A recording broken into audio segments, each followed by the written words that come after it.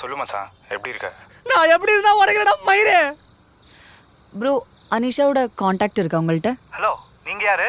நான் கட்டிக்க போறடா, நீ மூட்டு பேசுறா.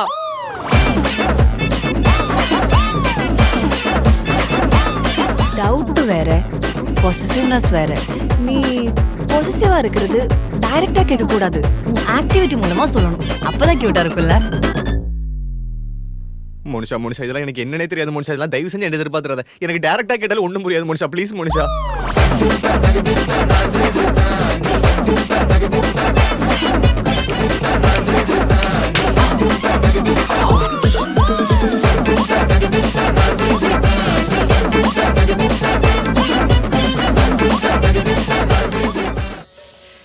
செம்ம எக்ஸைட்டிங்கா இருக்கு.